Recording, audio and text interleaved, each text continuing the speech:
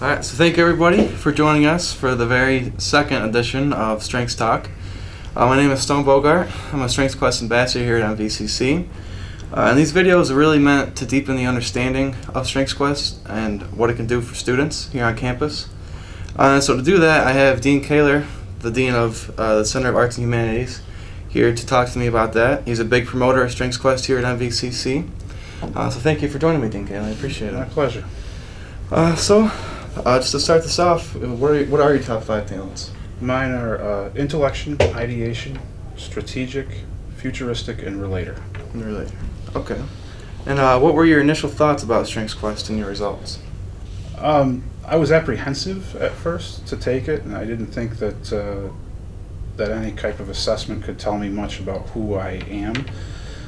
After I took it and I got the results, it was pretty clear that the first 4 were very much me. You know, saying things like you liked ideas, you enjoyed reading books.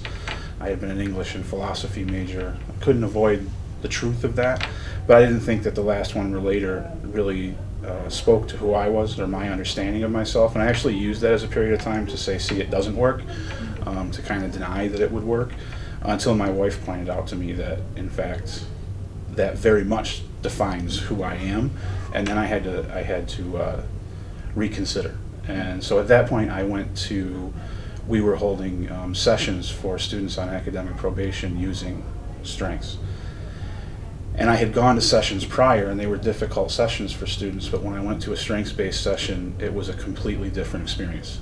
And having spent much of my career working with students that struggle academically, to see them excited and finding that they had something of value in them and an ability to do well, that really changed my mind, and I thought there's something to this, and we need to look into it further.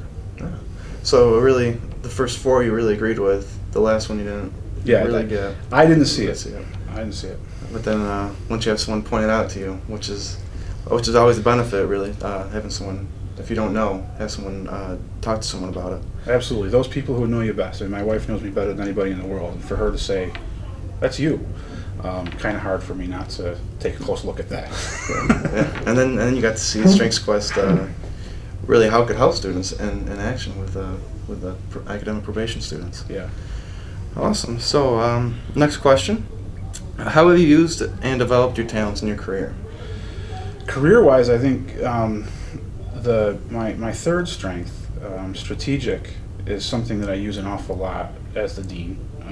I'm responsible for the strategic plan for the center, where I work to try to create new programming, work to create new initiatives for students to figure out where we should be going and how we should be doing that, how we're going to navigate that. So I think the strategic and the futuristic together, it gives me a good clear picture of where I think we should be, and strategic helps me kind of find the way to get there. And another part of that with the job is almost an unfortunate part of the job is that I'm often brought in when there's difficulties or problems, and we have to figure out a way out of something that has gone wrong. And unquestionably, strategic helps with that, because you can almost immediately see a clear path out of a situation where some other folks may struggle to find it. Becomes very clear to someone who's highly strategic. So that's really you playing to that talent, really, in your job. Very much. I think about it very consciously as I do this job, that I try to take on roles that will allow me to use that, because I think that's where I can add the greatest value. Awesome. Okay, next question. It's a little similar. Well, how has Strengths Quest impacted your life instead of your career? You know, it's more of a I was always a reader. I was always someone fascinated by ideas. My spare time is spent doing things like reading and writing. It's what I do for fun. And so it's kind of enforced that. I mean, I just see it. It's there. It's given me a label to do that. There are things when you're trying to figure out strategies for parenting or things of that nature, or trying to take in a lot of information about something that you've encountered in your personal life. Those things come up. But I think for my personal life, it's more that those things were there, they've always been there, and it put a label to it. It's just something I do naturally, but it made me more aware of it. Okay. So it's made you more aware of how you've used your strengths in your actual life. And how it's informed my worldview in many ways. ways. I am a person who, if I encounter something, I don't want to know a little bit about it. I want to know everything about it, and I'm going to go to the library and research it until I feel a level of I understand this.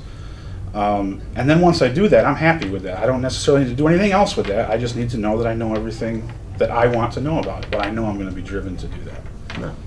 Awesome. Okay, next question is, what advice do you have for students about understanding and using their strengths? Well, I think in a way it's a revolution in education that we're looking at, where we're talking about teaching students how to focus on an abundance mindset, on how to focus on an asset-based philosophy as opposed to the deficit model that we traditionally have. So I think that understanding how well you can achieve something, understanding how you function and how you think, and applying that to what it is that you have to do, you'll make greater strides forward. It's really about asking yourself the question, what do I do well, and how can I use that in the areas where I've traditionally struggled? And I believe that I know that if a student takes that attitude, looks at it that way, approaches their work that way, there's going to be an added capacity for them to succeed, because they'll be functioning from a place of strength as opposed to a deficit, doing the same thing over and over that they did in the first place to not do well. They're going to take a different approach to that.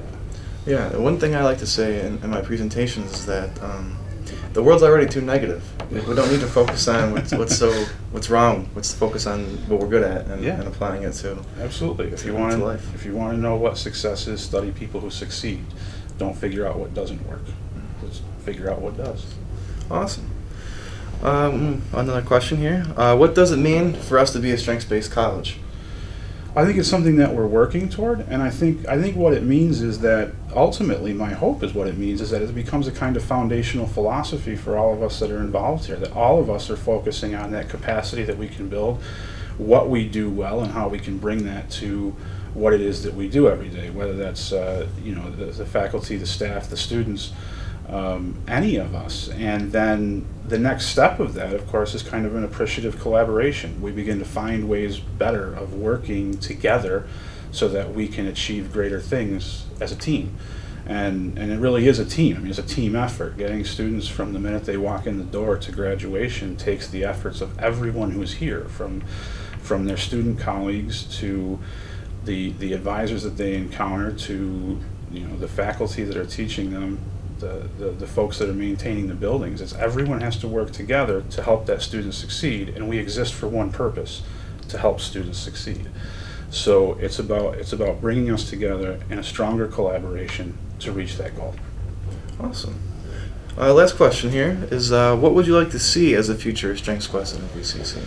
I think based on what I just said, I think I'd like to see us moving in a direction of having more of those conversations, moving in a direction of finding that it becomes kind of ingrained into the natural layers of the institution. I mean, this is going to sound weird, but my ultimate goal would be that we don't actually have to talk about it that much anymore, that it becomes such a part of who we are and what we do that we don't necessarily need to focus on creating something around it, that it's just a natural way that we function, and that from the minute a student contacts us and walks in, they're getting a very different experience than they would anywhere else, because we focus immediately on what they do well, how they can apply that, and how they'll succeed.